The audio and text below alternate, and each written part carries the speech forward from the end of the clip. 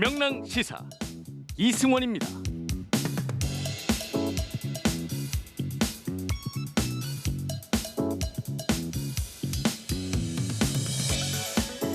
검찰이 국민들로부터 지탄을 받았던 일은 너무 많아서 일일이 열거하기도 힘들 정도죠. 그럼에도 불구하고 대표적인 사건을 꼽으라면 저는 김학의 성접대 사건을 꼽겠습니다. 검찰은 애초 별장 동영상이 있음에도 계좌 추적이나 통신 조회 등 이른바 기본적인 수사조차 하지 않았었죠. 그래서 당시 김학의는 증거 부족 등의 이유로 무혐의 처리됐습니다. 시간이 흘렀고 정권이 바뀌고 검찰 과거사위가 권고한 뒤에야 검찰은 마지못해 수사단을 꾸렸지만 세 번째 수사에서도 원하던 성과는 없었습니다. 무엇보다 공소시효가 지나서 처벌할 수 없다는 게 가장 큰 걸림돌이었죠. 그랬던 검찰이 오늘은요, 김학의 씨의 출금 과정에 하자가 있다면서 법무부 등에 대한 압수수색을 벌였습니다. 법 기술자들이 하는 말은 어려워서 모르겠습니다만 최소한의 상식 혹은 일반적인 법 감정이라는 게 있죠. 누구 말대로 범죄자를 쫓아 달려간 경찰을 향해서 무단횡단했다며 이를 수사하겠다는 격입니다. 이번에는 또 어떻게 검찰만이 가진 그 기소권을 남용하게 될지 세금 내는 국민의 한 사람으로서 참으로 답답하기만 합니다. 안녕하세요. 이승원입니다.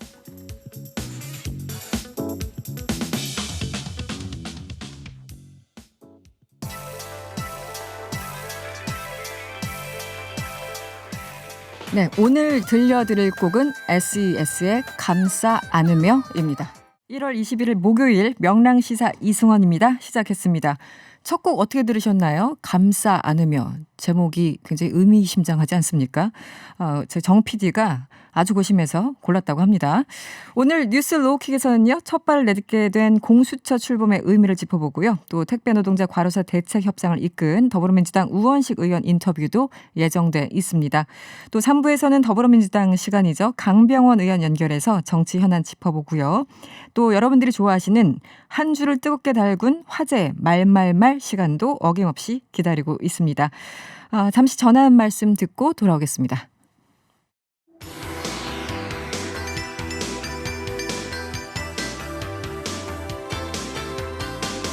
낮은 자세로 바라보며 집중 타격합니다. 뉴스 로우킥.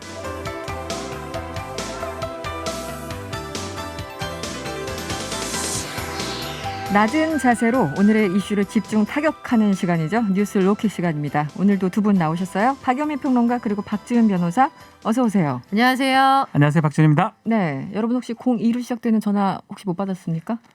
저는 그렇게 전화가 안 오더라고요. 그렇게 전화가 안 와요? 저 그래서 한 두어 번 받았는데 네, 다 대출이었어요. 대출이죠. 거는 건 안 되나요? 거는 건? 안 네, 돼요. 거는 건 안 된다고 합니다. 적극 가담자는 안 되나요? 네, 02로 왜 전화가 꼭 기다리는 사람한테는 안 오는지. 청취율 조사 기간이죠, 그죠? 네, 그렇습니다. 지금 TBS 유튜브 채널에서 보이는 라디오로 저희와 함께 하실 수 있어요. 얼른 들어와 주시고요. 여러분의 의견도 항상 기다립니다. 무료로 이용할 수 있는 TBS 앱을 활용하셔도 좋고요. 짧은 문자 50원, 긴 문자 100원이 드는 샵 0951번으로 의견 많이 보내주세요. 오늘도 바빴습니다. 공수처가 공식 출범했는데 김진욱 처장 3년의 임기를 시작했어요. 이게 참으로 오래된 거잖아요. 90년대부터 나왔던 건데 네. 이제 시작된 거고 아마 이 공수처 시작하면서 이제 사람들 그 어떤 느낌? 감정들이 많이 달랐을 것 같아요. 사람마다. 물론 반대하는 사람들이 있겠지만. 그렇죠. 두 분은 어떤 기대가 있으신가요? 일단 이게 시작 자체가 김대중 정부 때부터 얘기가 나왔어요. 97년부터 얘기가 나왔고요. 네. 노무현 대통령 시절 또 2002년 정도 얘기 나왔고 지금 국민의힘에서는 좀 반대를 하고 있지만 네. 국민의힘에 많은 분들이 주장하거나 찬성했던 분들도 많습니다. 그렇죠. 당시에. 그러니까 네. 이게 공수처가 없는 나라가 좋겠죠. 그렇지만 우리가 이미 다 봐왔습니다. 우리 오프닝에서도 김학의 얘기를 좀 했지만 네. 다 빠져나가고 네. 식구들끼리 봐주고 핸드폰이 갑자기 사라지고 여러 가지 일들을 최근까지 보고 있지 않습니까? 99만 원 세트도 그렇죠. 만들어주시고. 99만 원짜리 세트가 만들어지고 최근까지 보는 거예요. 네네. 계속적으로 봤던 거고 그런 것들을 막을 수 있고 검사가 나는 누구도 처벌을 안 할 것이다. 나를 누가 건드릴 것이냐. 그렇기 때문에 어떤 검사들은 자기 계좌 털릴 리가 없으니까 그 계좌 받은 거 그대로 갖고 있는 검사도 있었습니다. 이제껏. 네네. 자, 그런 어떤 부조리를 막을 수 있는 기구고 그런 기구가 없는 나라면 더 좋겠죠. 그리고 이제 그런 필요성이 없다 그러면 그때는 없어지는 거고 지금은 좀 필요한 상황이 아닌가. 그래서 저는 뭐 어쨌든 간에 규모는 그렇게 크진 않지만 네네. 상당히 기대를 좀 합니다. 네. 박유민 평론가는 어떠세요? 저는 그 아주 큰 진통 속에 출범을 한 거잖아요. 네. 이것 때문에 우리 전 사회가 치른 사회적 기회비용이 엄청나게 크거든요. 그렇죠. 네. 기왕 간판 걸었으니까 시원하게 순항했으면 좋겠는데 사실은 지금 공수처장만 있잖아요. 네네. 간판하고 처장만 있고 직원들은 아직 없어요. 아직은 없어요. 그래서 공수처에 제가 바라는 게 있다면 같은 것은 같게 네. 다른 것은 다르게 그 사람이 누구라서 혹은 어떤 위치에 있기 때문에 같은 것이 달리 취급되는 그런 세상을 더 이상 보지 않게 하는데 일조했으면 좋겠고 네. 다만 그래서 공수처의 사이즈를 생각해 보면 네. 공수처가 뭐 지나친 권한을 가질까 봐 우려하는 시선도 있습니다만 제가 보기에는 오히려 간판은 큰데 실질적으로 이렇게 활동할 수 있는 범위가 혹은 제한적이지 않을까 오히려 그게 좀 걱정되는 그런 수준인 것 같아요. 현재까지는. 그 국정농단 당시에 파견 검사들이 20명이 넘었죠. 그렇죠. 한 26명 됐는데 합치면 수사관까지 합치면 뭐 수사관은 100여 명 훨씬 정도 많고. 됐었거든요. 네. 검사만 근데 따지면 20. 근데 이번에 공수처는 처장, 차장 포함해서 검사가 25명이거든요. 네네. 그러면 밑에 뭐 수사관도 있고 행정직원 있습니다만 행정직원 제외하고 수사관도 뭐 40명, 검사 25명이면 네네. 100여 명이라고 보면 예, 돼요. 뭐 굉장히 큰 조직이라고 보기는 어렵습니다. 네. 중앙지검의 뭐 반의 반도 안 되죠. 그렇죠. 사실은. 네. 그 사이즈도 그렇고 네. 그래서 사실은 아무리 의혹이 넘쳐도 할 수 있는 사건은 굉장히 좀 제한되지 않을까 물리적으로. 뭐 대략적으로 조사 대상이 한 7천여 명이 됩니다. 네, 대상자가. 고위 공무원급이 그리고 기소를 뭐 할 수 있는 거는 뭐 다 알다시피 판사, 검사하고 경무관 이상 경찰관 정도밖에 안 되거든요. 네, 네. 그래서 그런 것들 고려해서 이제 인원수를 배정한 것 같고 뭐 협상을 한 거죠. 네, 7천 명이니까 한 100여 명이 맞지 않겠나 뭐 이렇게 한 건데 또 한편으로는 또 야당이나 또 언론에서는 저렇게 작아서 뭐 하겠냐라고 또 걱정을 하시는 분도 있어요. 그렇죠. 그런 의견도 안 되면 있고요. 더 늘리면 되죠 뭐. 나중에. 네, 이 정치적 중립성 뭐 여러 가지 지금까지도 이 순간까지도 이제 야당에서는 공격을 하고 있고 문제 제기를 하고 있는데 물론 그분들의 우려가 뭐 전혀 근거 없는 건 아닙니다만 앞으로 이제 차장 인선 등등이 남았잖아요. 그렇죠. 근데 김진우 후보자는 어떤 얘기했습니까? 차장을 이제 검사 출신을 할 거냐 뭐 이런 질문을 했을 때 검사 파견은 안 받는 것이다 얘기하고 네. 차장에 대해서 명확하게 밝히지는 않는 것 뭐 같아요. 복수로 뭐 후보를 네, 선정한다는 그래서 또 얘기 정도만. 뭐 국민의힘에서는 좀 검사 출신 차장을 해야 되지 않느냐라고 얘기를 하기도 하고요. 네, 뭐 실제로 처장도 중요한 자리지만 그렇죠. 검사 23명을 지휘할 수 있는 사람은 차장이거든요. 네네. 그래서 차장 인선부터 또 앞으로 있을 23명의 검사 뽑는 것까지 이제 추천위원 2명이 또 야당 위원이 있습니다. 네네. 조금 시간 또 걸릴 것 좀 같아요. 시간이 걸릴 것이다. 바로 통과되지는 않을 것이다. 네. 또 검증 과정이 있을 것 같습니다. 그렇죠. 근데 이제 일각에서는 소위 말하는 이제 뭐 민변 출신들, 뭐 정권의 입맛에 맞는 사람들 이런 사람들이 중용되는 것은 아니냐 이런 우려가 나오는데 인적 구성도 그렇고 아까 그 설명을 좀 해주셨죠. 그런데 이 법조계 몇 년 이상 경력들이 가능한가요? 지금 공수처 검사는 7년 이상의 변호사 자격 경력자 중에서 네. 인사위원회 추천을 거쳐서 대통령이 임명하게 되는데 7년. 네. 민변 출신이라고 다 정부에 동의하지 않아요. 아. 그렇죠. 그러니까 민변이라는 이런 조직도 오래되기도 했고 네. 굉장히 이 조직도를 보면 인원이 많기도 하고요. 그렇죠. 생각도 다 제각각이고 제가 보기에는 민변 회원이냐 이건 오히려 중요한 문제가 아니고 어떻게 그리고 수사의 기술 실무를 가지고 있느냐 네. 요게 중요할 것 같은데 오히려 현장 감각 저는 요게 있느냐 이게 더 중요한 문제 같아요. 네. 정확한 지적에 민변, 저희 주위에 민변도 많고 네. 정치적 스펙트럼이 너무 넓어요. 그렇죠. 보수적인 분도 있고 맞아요. 민변인데 네. 너무 진보적인 분도 있고 저는 민변도 아니에요.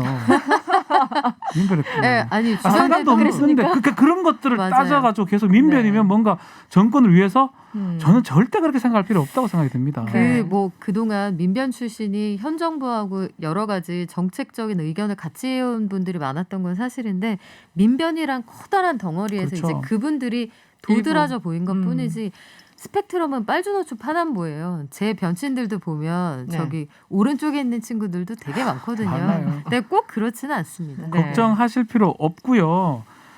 저는 이제 뭐 이 정도 7년 이상 변호사 자격을 조금 다운을 시켰습니다. 개정을 하면서 네, 네, 그랬죠. 뽑는 데는 무리는 없을 것이다. 그리고 수사 경험 뭐 중요하긴 한데 네. 그래서 한 뭐 일부만 수사 경험인 사람 하면 나머지 부분은 열정이나 이런 것들이 좀 있다면 법률적인 충분히 지식권. 네. 할 수 있다. 네. 이 사법연수원에서도 실제로 뭐 지금은 이제 로스쿨 뭐 법학전문대학원이지만 네. 뭐 수사 기술을 가르쳐 주진 않습니다. 좀 배워본 적이 없습니다. 그렇군요. 네. 결국은 저도 군 검사를 하면서 그냥 거기서 배우는 거거든요. 조사해가면서. 현장에서. 네. 그래서 그런 것까지 굳이 걱정해서 문제가 무슨 있다고. 안 된다 이렇게 걱정할 필요 잘할 겁니다. 걱정하지 네. 마십시오. 알겠습니다. 뭐 공수처는 앞으로도 계속 논란이 될 것이고 또 1호 수사를 무엇을 하느냐에 따라서 또 한 번 어떤 정치적인 또 경랑을 맞지 않을까 이런 우려감이 여전히 좀 나오고 있습니다. 다음 이슈로 한번 넘어가 볼까요? 택배 노동자 과로사 방지를 위한 사회적 합의기구가 극적 타결되면서 이 택배 대란, 설 앞두고 네. 택배 대란이 있을 것이다 걱정하신 분들 많았었는데 일단은 막았습니다. 박예민 평론가 어떤 내용 합의됐나요? 네, 더불어민주당 당대표 회의실에서 오늘 택배 노동자 과로사 대책 1차 합의문이 발표가 됐어요. 이 사회적 합의기구가 지난해 12월에 출범을 했는데 여기에서 노사가 다 참여해서 내놓은 결과거든요. 합의문에 일단 택배 분류 작업이 누구 책임인지 요걸 명확하게 했다. 이게 의미가 있는 부분이고 네. 택배 기사의 작업 범위하고 분류 전담 인력을 투입하겠다는 내용. 부득이하게 택배 기사가 분류 작업을 해야만 하는 경우에는 반드시 임금을 주게 돼 있는 부분. 네. 적정한 작업 요건이나 뭐 거래 구조 개선, 설 명절 성수기에 특별히 사람을 추가로 보내는 내용 이런 것들이 담겼는데요. 일단 과로사의 주된 원인으로 꼽히는 게 새벽부터 시작되는 분류 작업이에요. 네, 그러니까 그렇죠. 엄밀히 보면 택배 기사들의 작업은 물건을 갖다 주는데 한해야 하는데 그렇죠. 본인이 갖다 줘야 하는 물건까지 분류하는 작업을 사실 그동안 떠맡겨 왔거든요. 근데 이게 과거에 판례가 있어서 그동안 회사 측은 그 판례 뒤에 요 바람막이로서 그 판례를 사용하는 측면이 있었습니다만 네. 그동안의 택배 물량이 어마어마하게 늘어났다는 점, 시장 구조가 변했다는 점을 고려해야 할 것으로 보이고요. 사실 제가 정말 걱정되는 건 뭐냐면 추석 때 이게 분명히 나왔던 얘기거든요. 네, 네. 작년 추석 때 그렇죠. 사람이 계속 죽어나간다는 얘기 속에서 이거 다 나왔던 얘기인데 아직도 투입이 안 됐으니까 투입한다는 얘기가 또 나오는 거잖아요. 그렇죠. 네. 그러니까 실행이 중요하다. 그리고 차후에 AS를 제대로 하는 게 중요하다. 그렇게 강조하고 싶습니다. 이 택배 하시다가 이제 돌아가시는 분들도 있고 사고 나신 분들도 네. 엄청나게 많고 그럴 때마다 뉴스도 나오고 정치권에서 대책 마련한다고 했는데 이제야 1차 합의문이 나온 그런 상황이에요. 그나마 뭐 진전이긴 하지만 그래 좀 늦은 감이 그렇죠. 있습니다. 너무나 똑같은 게 반복되는 것 같습니다. 그렇습니다. 그래서요 이번 합의를 주도적으로 이끈 더불어민주당 이 택배 종사자 과로대책 사회적 합의기구 우원식 의원과 전화 연결해서요 자세한 이야기 들어보도록 하겠습니다. 의원님 안녕하세요. 네, 안녕하세요. 우원식입니다. 네, 오늘 오전에 나름 의미 있는 노사 합의문 발표가 있었는데요. 네, 이게 어느 정도 논의를 거친 겁니까? 기본적으로는 생활물류법을 만드는 과정에서 오랜 기간 동안 저희가 논의를 했고요. 네, 사회적 합의는 한 2달 정도 네, 한 자리에 모여서 여러 이해관계인들이 한 자리에 모여서 2달 정도 시간이 걸렸는데 3번 전체 회의했고 2차례 분과회의로 나눠서 했어요. 네네. 그리고 어제 저녁에는 아주 마라톤 회의를 길게 해서 합의안을 만들게 됐죠. 이게 보니까 오늘 1차 합의문 이렇게 나오는데요, 보도가요. 네. 그럼 앞으로 과로사 대책 2차, 3차가 계속 있다는 뜻인가요? 네, 그렇습니다. 아직 비용에 관해서 네. 저희들이 용역을 줘서 용역을 통해서 정리할 것이고 그거 가지고 다시 좀 합의할 생각이고요. 네. 그다음에 그 생활물류법의 시행 규칙에 이런 것들을 담아야 되거든요. 네. 그래서 좀 더 구체적으로 합의할 내용들이 있습니다. 그리고 이거에 따른 표준 계약서를 정리할 때 그때도 좀 더 이렇게 세분화돼서 논의해야 될 대목들이 있죠. 그 택배 노동자들이 과중한 업무도 있지만 이게 연동되는 게 작업하는 시간이 엄청나게 길지 않습니까? 잠도 잘 못 자고. 그 시간은 어떻게 결론이 났나요? 일주일에 60시간으로 하고요. 네네. 그리고 하루에 12시간을 최대한 초과하지 않도록 네. 그렇게 했고요. 9시 이후에 심야 영업에 관해서는 특별한 경우를 제외하고는 하지 않는 것으로 네. 그렇게 결론을 냈습니다. 사실 12시간도 긴 시간이긴 합니다만 네, 그동안 워낙 또 더 장시간을 일했기 때문에 그렇다면 오늘 이 뭐 분류 인력 문제나 뭐 택배비 현실화 문제나 이런 것들 논의를 하셨고 합의를 하셨는데 이게 언제부터 정확하게 시행이 되는 겁니까? 이제 이거 가지고 시행 생활물류법의 시행 규칙과 시행령을 만들어야 됩니다. 네네. 그래서 그런 점들이 진행될 수 있도록 저희들이 그 시행령 시행 규칙을 만들 때 빨리 진행될 수 있도록 하겠습니다. 상반기에는 가능한 거겠죠? 네, 가능할 거라고 봅니다. 네. 아까 말씀하신 것 중에 역시 이제 소비자들은 택배비 인상이 많이 되는 것은 아닌가 또 걱정하시는 분들도 계실 것 같아요. 이 부분은 어떻습니까?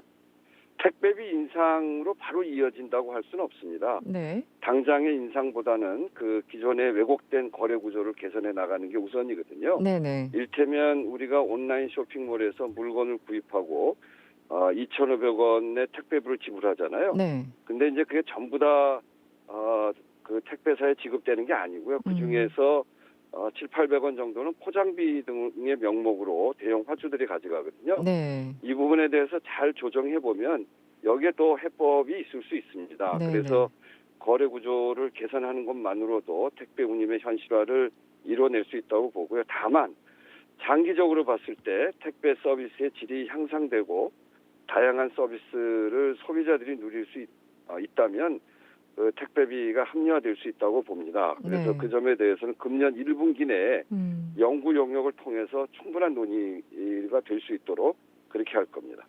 그리고 택배 분류 작업 이 부분이 사실은 이제 노동자 그 택배하시는 분들 굉장히 힘들게 만들었던 부분인데 이 설비 자동화를 위해서 이제 비용이 또 들어가지 않습니까? 그래서 네네. 국회와 정부가 지원하기로 했다는데 구체적으로 어떤 부분인가요?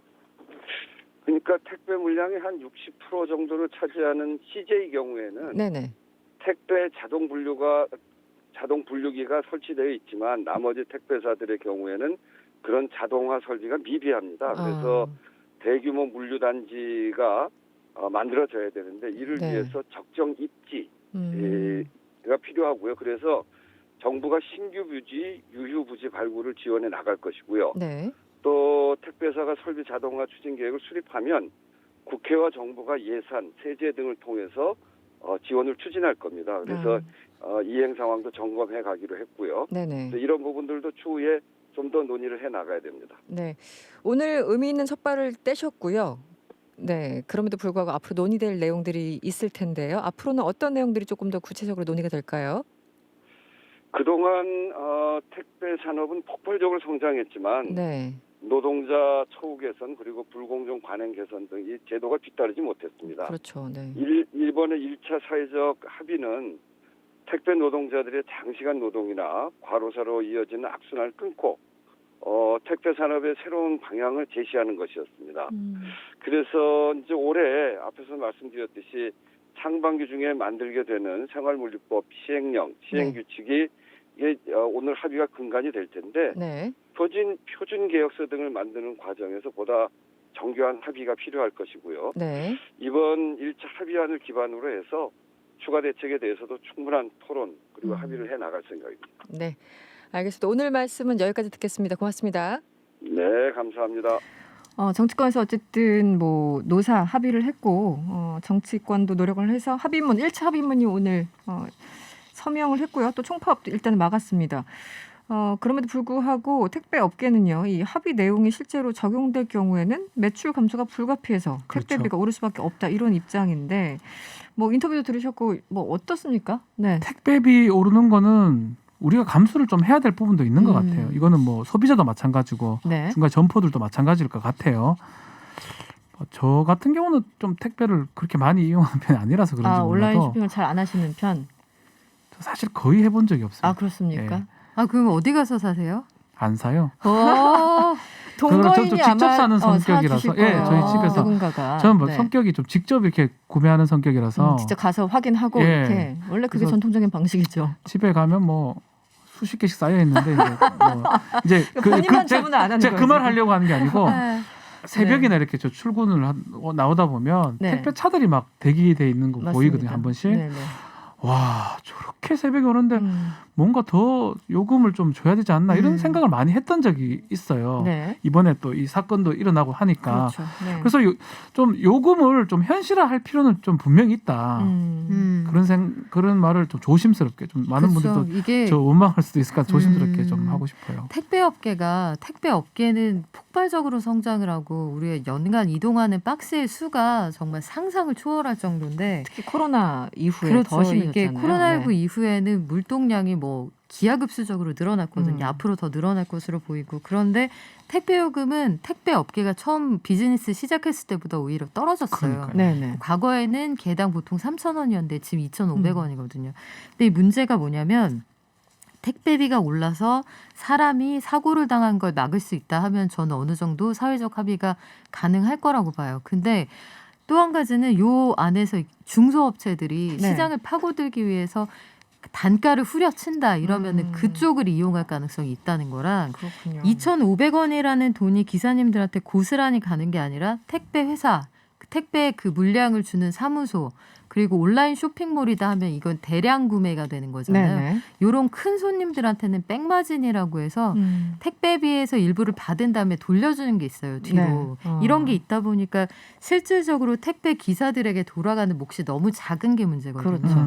요 구조를 개선하는 거. 그러면 택배비가 올라도 기사들에게 정당한 임금이 주어지는지 요걸 관리할 부분이 필요해요. 그래서 이런 부분에 대한 그 조정이 확실하게 된다고 하면 어느 정도 택배비가 오르는 걸 감수하겠다는 분들이 많이 계실 것 같은데 다른 무엇보다도 사실 물건 때문에 사람이 죽는 사회는 그렇죠. 그러면 안 좋은 되죠. 세상이 네. 아니에요. 아니죠. 그러니까 중대재해법도 약간 벗어나면 제품 때문에 사람이 죽는 세상은 결코 선진국이 아닙니다. 이거는 다시 한번 반드시 고민할 필요가 있다고 봐요. 그렇죠. 일단 그 구조 자체가 굉장히 택배 그 기사님들한테 불리하게 돼 있고 뭐 2,500원 낸다고 네. 해서 아까 박연미 기자가 얘기한 것처럼 다 가는 것도 아니고 그렇죠. 몇백원 수준 뭐 이렇기 때문에 실적으로 조금 더 논의가 필요한 것 같고 4708번님 문자 주셨는데요. 택배비를 아예 한 4,000원 정도로 인상해야 됩니다. 이런 분 이렇게 동의하시는 분들 계실 거예요. 저도 네. 비슷하게 네. 생각합니다. 특히 이제 새벽 시간대는 조금 더 네. 이렇게 가중할 수도 있다고 생각을 근데 하고 이게 좀 지연되는 나는 지연 배송 괜찮아요. 네네. 혹은 아마존 프라임처럼 빨리 받으려면 저는 배송료에 좀 더 얹어서 낼게요. 그렇죠. 이런 선택도 가능하게 네네. 지연 배송 괜찮아요. 요 쇼핑몰에 그 단추 하나만 눌러놔도 그렇죠. 사람들의 목숨이 희생되는 일은 없을 것 같거든요. 그리고 그렇죠. 네. 올렸을 때 택배 회사가 요 몫을 탁 챙겨가지 않는다는 그런 견제가 필요하죠. 네. 그리고 2322번님, 이분 특이하시네요. 택배 제가 28년 전 일본에서 택배 알바한 적이 있는데, 28년 전에 거의 30년 전이네요. 네. 일본은 그때부터 분류 선별과 배달이 나눠졌는데, 우리는 현재 몇 분이나 과로 돌아가셨는데도 아직도 이러는지, 대체 몇 분이 더 돌아가셔야지 처우가 개선되나요? 이렇게 문자 주셨네요. 굉장히 아픈 지점이죠. 그거라도 분류라도 좀 빨리 좀 그렇죠. 빼줘야 됩니다. 그분들은 옮기기만 하면 되는데 분류까지 맡기니까 처음부터 잘못된 거죠. 6060번님. 택배 요금 올려도 택배 기사에게는 돌아가지 않습니다. 네, 이게 핵심인 것 같아요. 네, 많은 의견을 주시네요. 알겠습니다. 여러분 천천히 와도 괜찮아요. 이런 거 항상 문자 메시지에 그 주문하실 때 메시지에 남겨주시면 아무래도 배달하시는 분들이 심적인 부담을 좀 덜 수 있을 것 같습니다. 다음 이슈로 넘어가 보죠. 제가 흥분하면서 오프닝에 썼던 김학의 출국 금지 법무부 압수수색.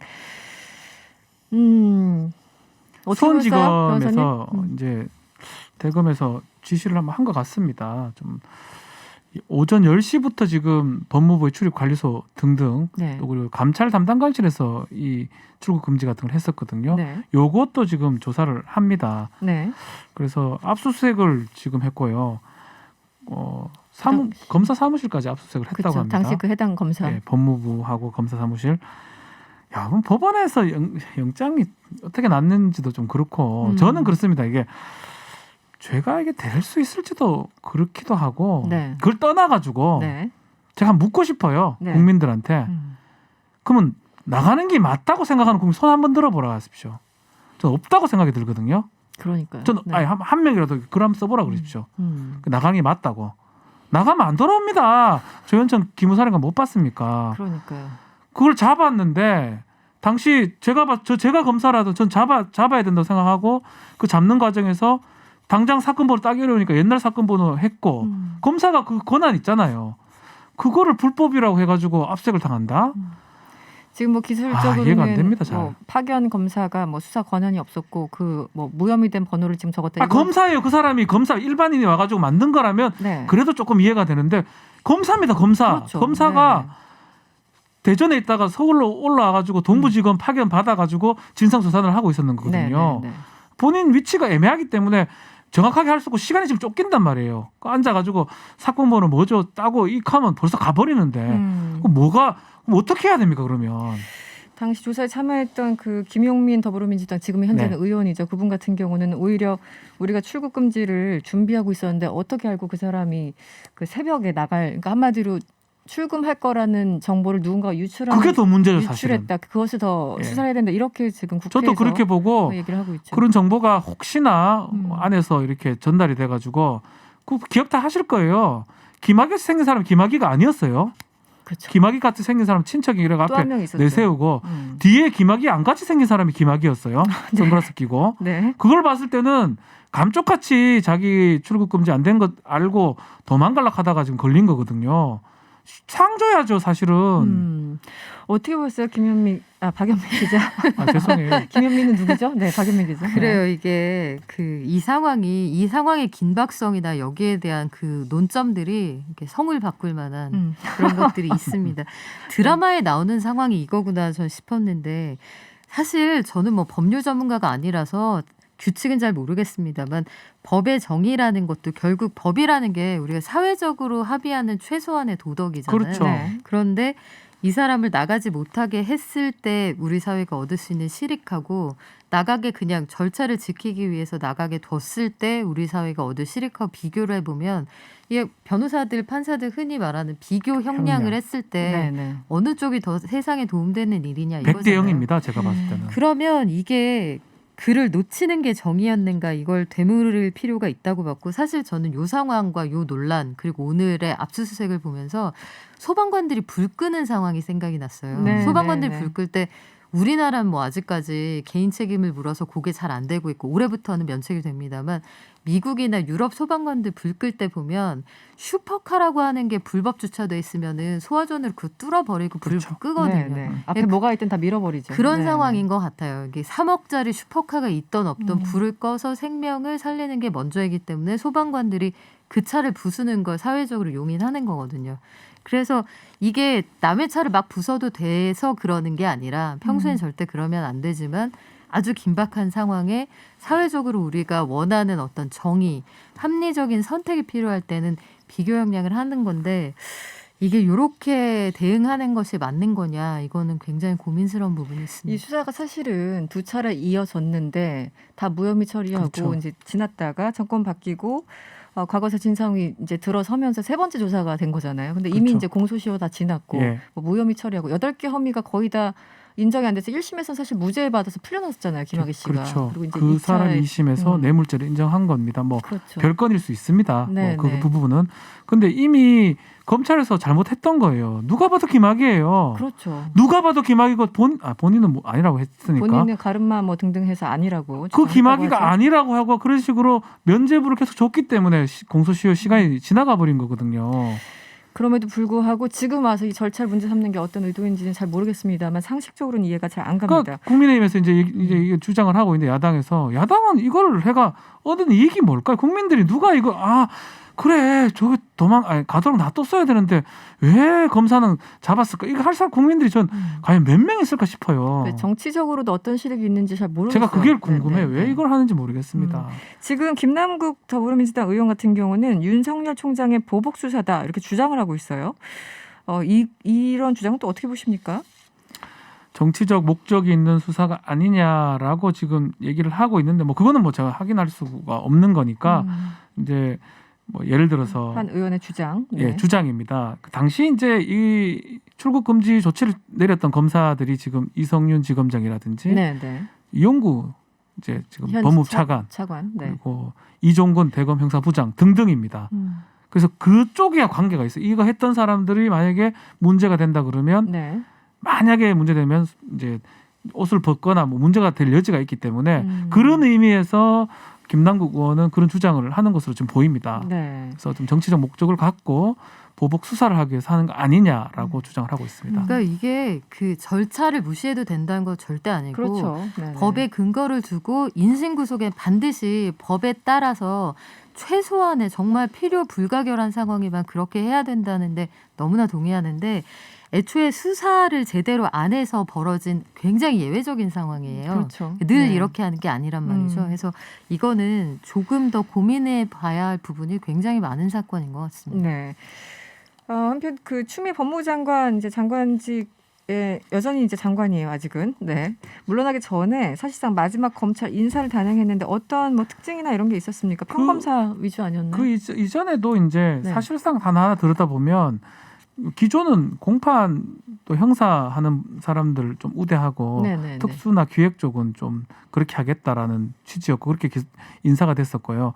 또 실제 인사를 보면 뭐 엄청 바뀌었다고 보기는 어려워요. 보기는 어렵고. 그리고 이번에는 특히 더 안 바뀌었습니다. 네. 몇몇 이제 변경이 있는데 오늘 주목하는 경우는 뭐냐면 지금 사건 하고 있는 쪽이 바뀐 게 있느냐 없느냐인데 사실 시간이 되면 내려가야 돼요. 3년 정도 있으면 서울에 네네. 있으면 지방으로 가고 지방에 있다 올라오고 이랬는데 그게 맞게 몇몇은 바뀐 것 같아요. 특히 뭐 김학의 출금 사건 검사도 한둘이 바뀌었고 네. 또 교체 대상이라서 원전 수사하는 검사들도 6명 중에 2명 정도는 변경이 된 것 같습니다. 그래서 네.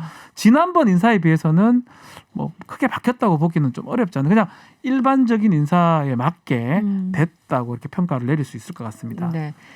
0888번님 초원복집이 30년이 지나도 통용되네요. 이런 문자 주셨고요.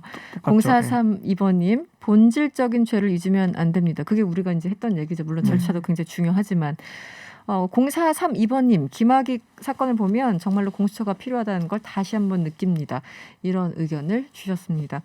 네, 뉴스 로우킥은 오늘 여기서 마무리를 해야 될 것 같네요. 오늘도 고생하셨고요. 지금까지 박연미 평론가. 김준을 해주세요. 네, 김 아니고 박연미 저 평론가. 김준을 해주세요. 그리고 박지훈 변호사였습니다. 고맙습니다. 감사합니다. 고맙습니다.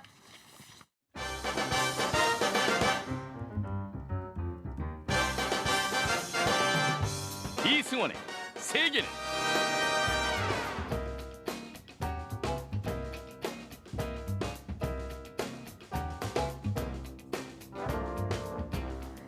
세계 곳곳의 소식들을 전해드리는 시간이죠. 이승원의 세계는 시간입니다. 뉴스포터 신혜리 기자 연결돼 있습니다. 안녕하세요.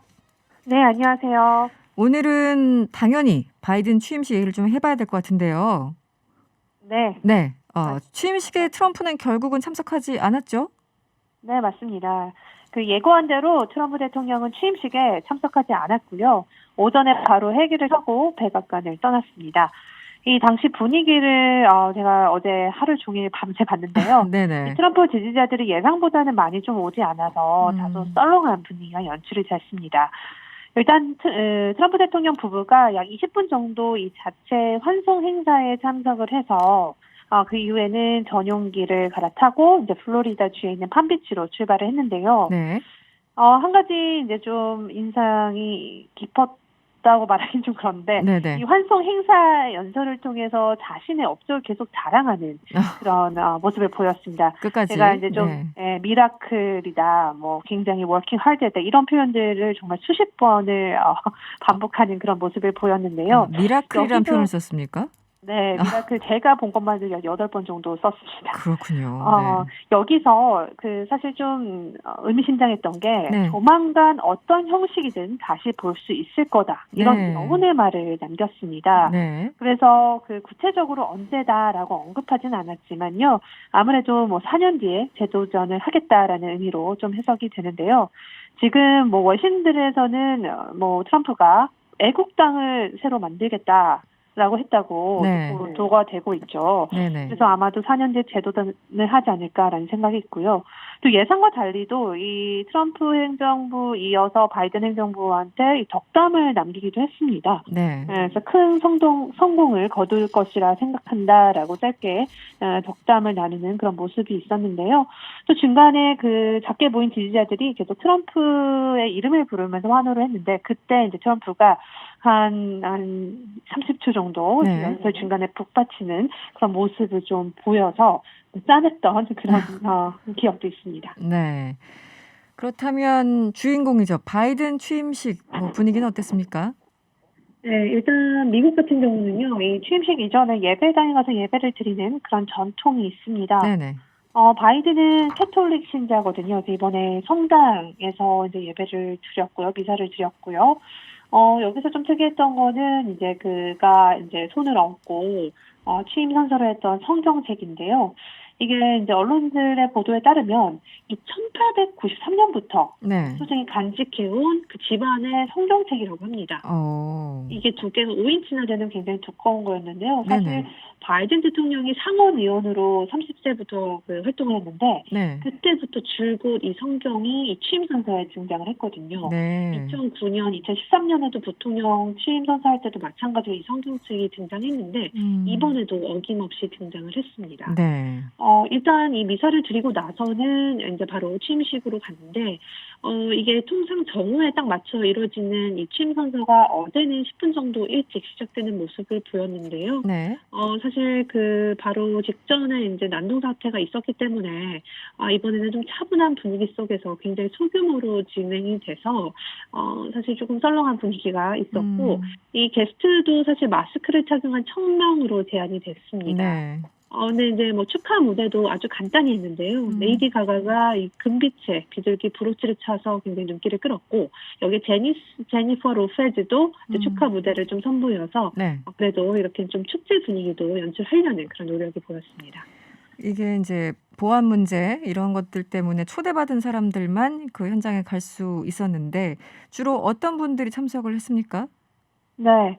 일단 전직 대통령 부인들이 차례대로 등장이 되면서 이 생방송에 모두 이렇게 나왔는데요.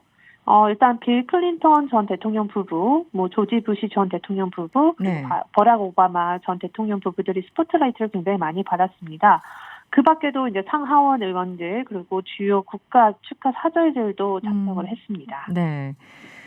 바이든 이제 대통령이죠. 임기 시작하자마자 책상에 앉으셔가지고 굉장히 좀 바쁘신 것 같더라고요. 네, 맞습니다. 좀 취임하자마자 바로 행정명령을 잇따라 좀 사인을 했는데요. 네. 일단 파리 기후 변화 협약에 다시 복귀하기로 했고요. 그리고 이제 중국 의존도가 높다라면서 트럼프가 WHO 탈퇴를 하겠다 했잖아요. 네. 이것도 모두 중단했습니다. 네. 그리고 이슬람 국가에 미국 입국 금지 조치를 내렸던 것도 철회를 했고요. 네. 또 미국 남부 멕시코 또 국경 장벽 건설을 위해서 선포된 이 비상사태 효력이 있었는데 그것도 바로 중지가 됐습니다. 네. 또 한 가지 제가 좀 봤던 거는 이 다카라고 해서 네. 불법 체류 중인 미성년자가 이 청년들 그런 취업 허가를 내주고 추방을 유예해주는 제도가 있었습니다. 네네. 이거를 조금 트럼프 대통령은 네. 강화해서 네. 이것들 좀 막는 것들이 있었거든요. 네. 바이든 대통령이 요거를 좀 풀어주기로 했고요. 알겠습니다. 앞으로 불법 체류인 네, 여기까지 듣겠습니다. 신혜리 기자였습니다. 감사합니다. 네, 잠시 후 3부에서는 더불어민주당 강병원 의원 연결하고요. 말말말 코너도 있으니까 어디 가지 마시고요. 3부에서 뵙겠습니다. 이승원입니다. 이승원입니다. 명랑시사 이승원입니다. 이승원입니다. 명랑 이승원입니다. 이승원입니다.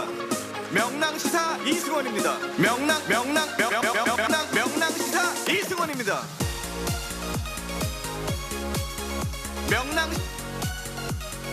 명랑시사 이승원입니다.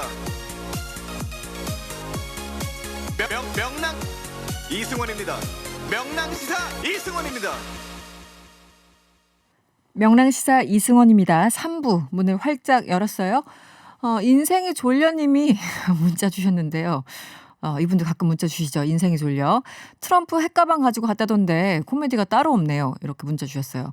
핵가방이 제가 알기로 2개인가 있는데 이 취임식 때는 현직 대통령과 이제 앞으로 곧 될 사람들이 하나씩 나눠 가지고 있다가 다시 핵가방이 워싱턴으로 돌아온다는 얘기 들었는데 맞는지 모르겠어요. 일단 가지고 간 거 맞습니다. 골드핑거님, 트럼프 씨 끝이 좋아야 하고 유종의 미를 거둬야 하는 법입니다. 그렇죠. 근데 어쨌든 그분 가셨습니다. 저 개인적으로는 매우 다행입니다. 진기명기님, 김학의 사건은 특별법 만들어서 공소시효 지난 것도 처벌해야 하지 않을까요? 이런 의견도 과거에 많았었어요. 수사가 워낙 진척이 안 되니까. 네, 여러분들의 의견 계속 받고 귀 기울이고 있습니다. 짧은 거 50원, 긴 거 100원이 드는 유료 문자 샵 0951번으로 의견 많이 보내주시고요. 무료로 TBS 앱을 활용하셔도 좋습니다. 저는 잠시 교통정보 듣고 돌아오겠습니다. TBS 정보센터 장미영 씨. 대부분 구간에서 정체인데요. 성수분기점 이후로 노원교까지 전 시간대보다는 정체 정도가 조금은 나아졌지만 그래도 여전히 1시간 넘게 걸리고 있는 상황이고 반대 도심 쪽으로는 성동분기점부터 성수분기점 사이로 정체될 뿐 그 이전으로는 흐름이 좋은 편입니다. 그 밖에 내부순환도 성산 쪽으로 가는데 끝에서 끝까지 더딘 흐름 이어지고 있습니다. TBS 정보센터였습니다.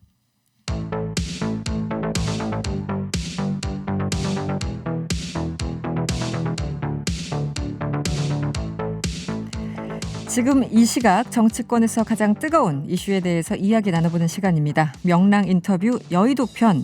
지난 월요일에는 조혜진 의원, 국민의힘 조혜진 의원 연결했고요. 오늘은 더불어민주당 강병원 의원 차례입니다. 정치권 현안 여러 가지 여쭤보도록 하죠. 의원님 안녕하세요. 예, 안녕하세요. 강병원 의원입니다. 네.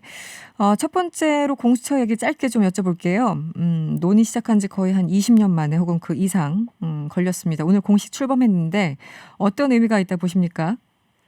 일단은 뭐 유권 무죄, 또 유전 무죄가 이제는 끝났다고 저는 생각합니다. 네. 부패가 없는 더 공정한 나라를 위한 중요한 진전이라고 봅니다. 네. 참 최근에 보면은 좀 이렇게 무소불위의 검찰 권력을 좀 견제해낼 때만이 좀 법 앞에 만인이 평등한 세상이라고 할 수 있었을 텐데요. 그것을 할 수 있는 게 바로 공수처가 아닌가 생각이 들고요. 네. 이 공수처 출범으로 우리 만인이 법 앞에 평등한 세상이 정착되길 바라겠습니다.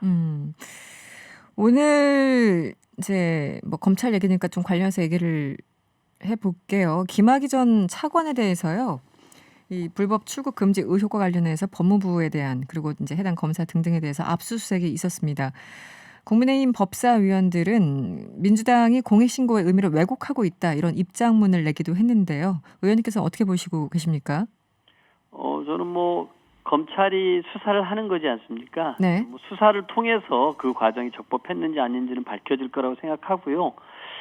당시 뭐 어쨌든 법무부 장관이 법에 따라서 할 수 있는 거라고 나와 있다라고 했는데 그 부분에 대해서 검찰이 다 밝혀질 거라고 봅니다. 그리고 네. 또 하나는 우리 국민들 모두가 이 김학의 전 차관의 그 범죄 행위를 다 알고 있었음에도 불구하고 그 동영상을 보고서 본인이 이제 파악 못했던 것은 검찰만 파악 못했던 거 아니겠습니까? 네네. 그런 코미디 같은 일을 저질렀던 그 범죄 혐의자가 출국을 하고 있는데 네. 우리 대한민국 사법 권력이 그런 것들 잡아내지 못했다라면은 오히려 더 국민들에게 큰 질타를 받지 않았을까 저는 이렇게 생각합니다. 네. 어쨌든 그 공익신고의 의미를 왜곡하고 있다는 이 국민의힘의 주장은 어떻게 보십니까? 저는 그런 부분들도 수사를 통해서 밝혀지겠죠. 밝혀질 텐데 과연 그 국민의힘에서 그런 네. 얘기를 하는 것이 과연 정말 법무부 장관이 가지고 있는 그런 법적 권한을 뭔가 이렇게 다시 한번 이렇게 추와 유의 갈등을 부각시키고 싸움을 붙이기 위해서 네. 그런 얘기를 더 강조하는 것은 아닌지 약간 걱정은 됩니다. 네. 그리고 어제 있었던 이 청와대 개각 얘기를 좀 여쭤보겠습니다. 먼저 뭐 이번 개각에 대해서 짧게 한 줄 평을 좀 해주시면 어떻습니까? 뭐 레인덕은 없다. 네. 임기 말까지 흔들림 없이 안정적인 국정 운영을 하겠다는 대통령의 의지라고 생각합니다. 원래 지난해 말에 한 번 있었는데 이 박영선 장관의 어떤 그 사의 혹은 뭐 선거 출마로 인해서 두 차례 걸쳐서 그 개각이 이루어진 걸로 봐야 됩니까? 어떻게 보십니까? 뭐 그렇게 볼 수도 있겠고요. 네. 뭐 어쨌든 그런 인사 수요에 따라서 순차적으로 하시고 있다 이렇게 볼 수도 있겠습니다. 지금 국민의힘에서는 당장 이제 주호영 원내대표 이런 얘기를 하잖아요. 이 문재인 대통령 혹은 문재인 정권이 인사를 너무 내 편으로 돌려막기만 하고 있다. 뭐 임기말 측근 챙기기다. 나눠먹기 내각이다. 이렇게 비판을 하고 있는데요. 이런 야당의 비판은 어떻게 보십니까? 뭐 항상 뭐 그 뭐 인사에 대해서 좋은 평가하는 건 한 번도 못 들어봤던 것 같은데요. 네네. 네. 단 한 번도 이렇게 좀 긍정적으로 정말 이렇게 해주신 적은 없는 것 같은데 네. 최근에 그 한정의 환경부 장관 후보자 인사청문회를 보면서 국민의힘 의원들이 굉장히 칭찬을 많이 하지 않았습니까?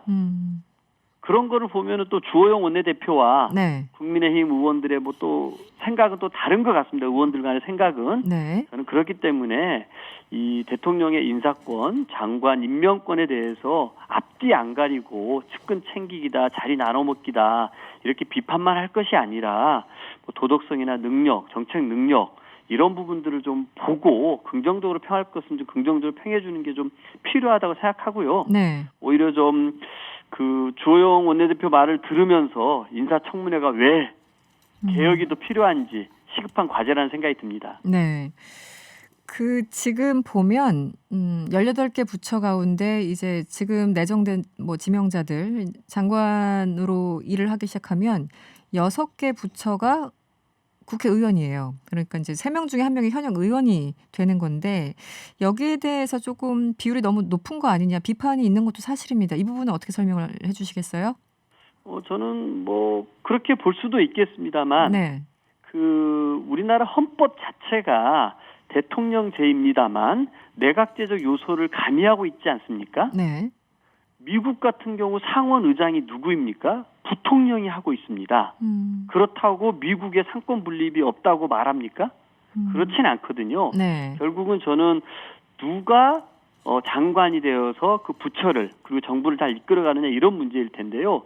전문가와 관료 출신이 장관을 해서 잘하는 경우도 있고 네. 혹은 정치인이 들어가서 추진력으로 또 정무적 판단력으로 그 부처를 더 잘 이끌어서 일을 잘하는 경우도 있습니다. 이번 같은 경우 대통령이 이 중소기업 벤처부에 그리고 문체부 장관을 정치인을 임명해서 그 부처에서 요구되어지는 바를 보다 더 추진력 있게 하고자 하는 그런 뜻이 아니었나 생각합니다. 네. 그 이제 후보자 장관 후보자 가운데 뭐 특정해서 질문을 드려서 죄송합니다만 이 황희 후보자 같은 경우는 이 문체부 후보인데 전문성이 너무 떨어지는 거 아니냐. 왜냐면 이제 상임위원회도 이제 국토위인가요? 그쪽을 많이 하셨고 문체부와 어떤 경험이 별로 없다 이런 지적이 있거든요. 이 부분은 어떻게 보십니까? 뭐 그런 생각이 들더라고요. 거기가 문체부가 문화체육관광 아닙니까? 네네. 그러면 이 세 가지의 전문성을 다 갖춘 사람이 있을까요? 문화에도 전문가시고 관광에도 전문가이고 체육에도 전문가인 분. 네. 아마 세 부분을 다 전문가를 갖추기는 쉽지는 않을 겁니다. 네. 하지만 문체부 같은 경우는 그 박근혜 정권 시절의 블랙리스트 때문에 네. 이 조직 내에서 혁신해야 될 과제들이 상당히 많은 걸로 알고 있습니다. 네네. 저는 오히려 이 국회의원 출신 장관이 임명되어서 이 문체부의 이런 뭐 조직 내 문제들을 좀 일소해내고 이 문화체육관광부가 보다 더 역할을 크게 할 수 있도록 오히려 좀 정치인 장관을 임명하신 것이 아닌가라는 생각이 들고요. 황희 의원 같은 경우는 제가 동료 의원으로서 지켜봤을 때는 네. 소통 능력이라든지 조직 네. 장악력이라든지 그리고 어떤 사안에 대한 아이디어라든지 그런 면에서는 네. 어느 문체부 장관 못지않게 부처를 잘 이끌어갈 거라고 생각합니다. 네. 그리고 서울시장 질문 좀 드릴게요. 지난주에 의원님께서 살짝 힌트를 주셨죠. 박주민 의원 관련해서 아주 살짝 힌트를 주셨는데 결국은 불출마하기로 결정을 하셨더라고요. 그렇다면 이제 박영선 전 장관과 우상호 의원 2파전으로 펼쳐지게 되는데 가장 흔하게 얘기하는 게 다시 한번 뭐 말씀드릴 수밖에 없지만 흥행은 좀 실패하고 들어가는 거 아니냐라는 지적이 여전히 있어요. 어떻게 보십니까? 저는 뭐 그럴 것 같지는 않습니다. 뭐 이렇게 우리 김진표 공심위원장님께서 그 뭐 메시와 호날두의 대결처럼 만들겠다 네. 말씀하시지 않았습니까? 네네 그랬죠. 이렇게 여당에서 이제 두 분이 후보들이 정해졌습니다. 우상호 의원 같은 경우는 그 박근혜 대통령 탄핵 당시에 원내대표로서 탄핵안을 가결하는 데 중요한 역할을 했던 분이고요. 그렇죠. 네. 박영선 전 장관 같은 경우도 이 장관직을 수행하면서 이 소상공인 대상으로 현금 지원을 한 버팀목 자금 등 신속하게 지급하면서 네. 뭔가 좀 섬세하면서도 강한 추진력을 입증한 분입니다. 네. 그리고 여당의 이런 거물 두 분이 경쟁을 하게 되는데요. 여당의 후보들의 경쟁이 더 주목받는 이유는 네. 이 여당 같은 경우는 정책이나 공약을 내세우는 것이 실현 가능성이 굉장히 높지 않습니까? 네. 정부와 함께하기 때문에. 네네.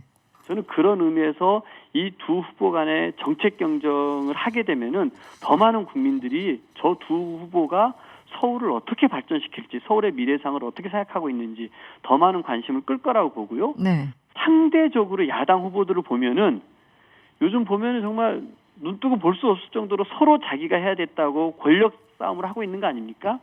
이미 마치 뭐 서울시장은 뭐 야당에서 뭐 먹었다는 생각을 하는 것처럼 네. 비전은 없이 권력 정치만을 하는 아기 싸움이 진행되고 있습니다. 네. 참고로 보면은 아이들 밥 줄 수 없다고 시장 관둔 사람이 오세훈 씨였고요. 빠루, 이게 노루발인데 빠루라고 네네네. 나경원 대표가 그때 표현했었는데 망언했던 나경원.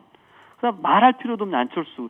이 세 사람 간의 이런 아기 다툼 속에서 저는 비전은 찾아볼 수 없는 형국이라고 생각합니다. 네. 그런데 사실은 이제 선거 국면에 보면은 당내 경선부터 뜨거워지는 건 또 어떻게 보면 다 당연한 일이기도 하고요. 당내 경선을 돌파해야지만 이제 본선에 나가는 거니까요. 지금 말씀하신 뭐 안철수 대표, 나경원 전 의원, 오세훈 전 시장 굉장히 좀 감정선까지 건드리는 수위로 점점 높아지고 있는 건 사실인데 박영선 전 장관과 우상호 의원도 그렇게 싸울 수 있는 거 아닌가요? 네, 경선에서는. 제가 봐서는 그거는 쉽지 않을 것 같습니다. 저희 쉽지 당내 않아요? 분위기도 그렇고요. 네. 오히려 저는 두 분은 아름다운 저는 정책 경쟁을 하리라고 봅니다. 물론 뭐 그렇게 신경전이 있을 수도 있겠죠. 네. 하지만 오세훈, 나경원, 안철수가 벌이고 있는 뭔가 좀 이렇게 정치 공학적이고 뭔가 이렇게 서로를 이렇게 디스하면서 하는 그런 경쟁은 아니라고 확신합니다. 네. 그거는 이제 점점 시간이 지나면 확인이 되겠죠, 의원님. 알겠습니다. 그리고 여론조사 뭐 여권에는 좋은 소식이 있었습니다. 일부 여론조사지만 2달 만에 40%대를 회복했다. 이런 일부 결과가 나왔어요. 이 신년 기자회견 효과로 분석하신 분들이 많은데 동의하십니까?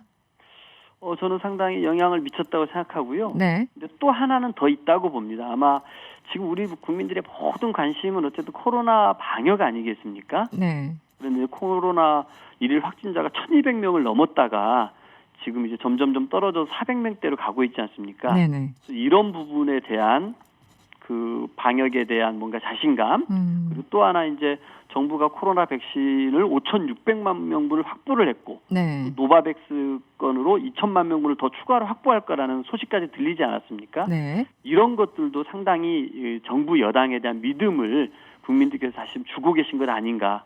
결론적으로 보면은 이 정부 여당에 대한 회초리가 오히려 더 정부 여당에게도 힘이 됐지 않았나 생각이 듭니다. 네. 정당 지지도 조사에서도 민주당이 8주 만에 국민의힘을 앞질렀다. 이런 여론조사 결과가 나왔습니다. 주호영 원내대표가 이제 문 대통령도 사면 대상이다. 이런 발언을 해서 논란이 있었고 이런 부분이 좀 감점 요소로 작용한 거 아닌가 또 이런 분석도 함께 나오고 있습니다. 그런데 오늘 주호영 원내대표가 사과할 일은 없는 것 같다. 이렇게 인터뷰에서 밝혔어요.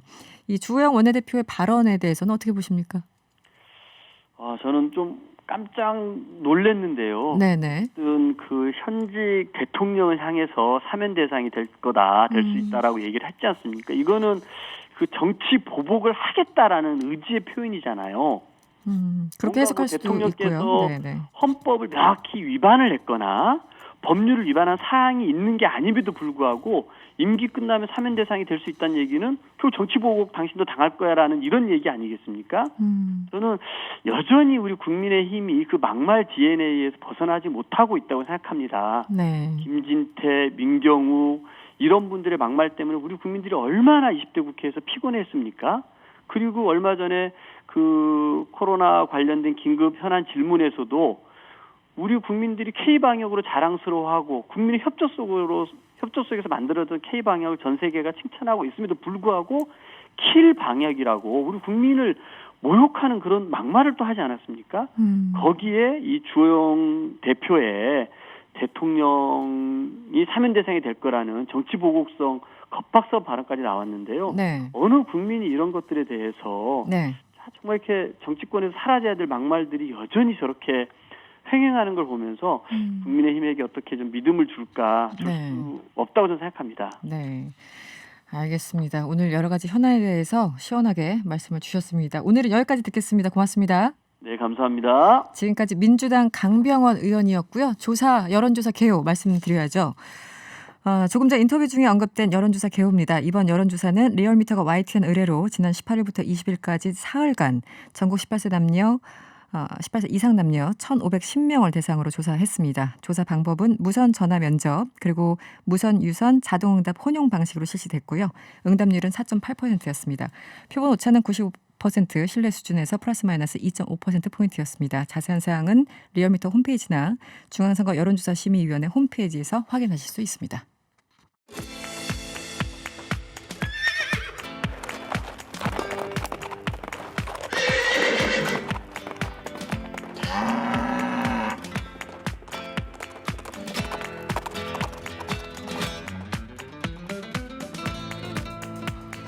한 주간 화제의 말을 모아보는 시간이죠. 좋은 말, 나쁜 말, 이상한 말. 네, 세 종류의 말이 있어요.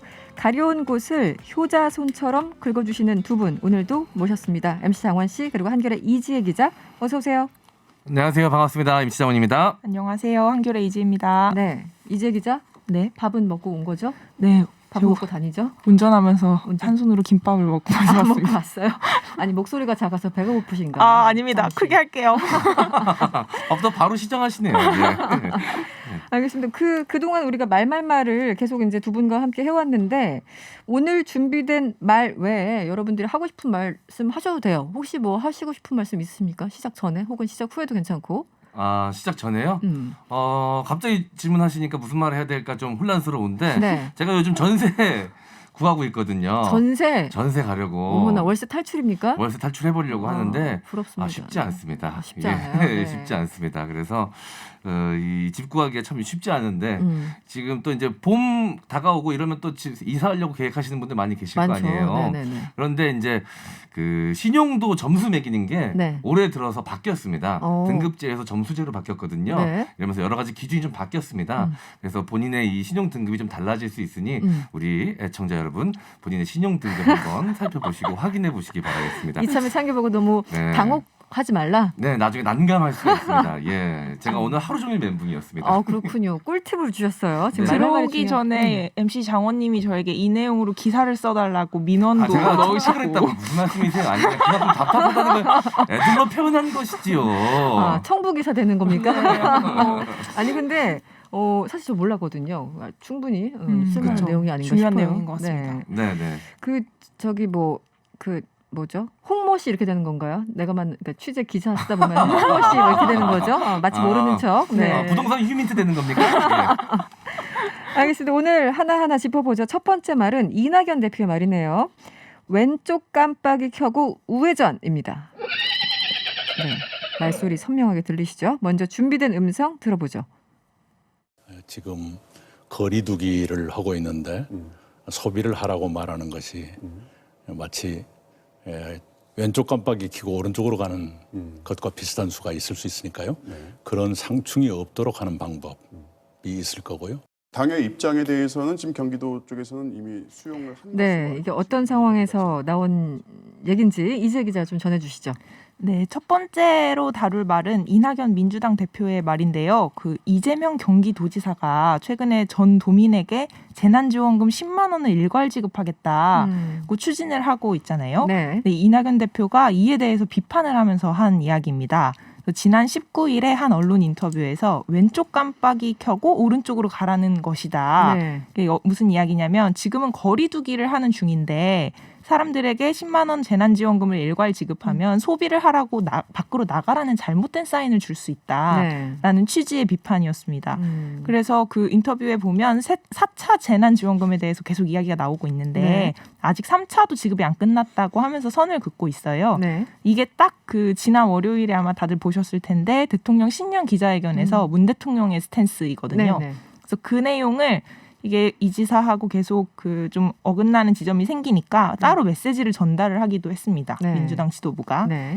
그래서 메시지는 자율적으로 판단을 하되 방역 상황을 고려해서 시점을 조절하자. 근데 사실상 하지 마라라는 뜻의 메시지를 전달을 이런 했죠. 표현까지.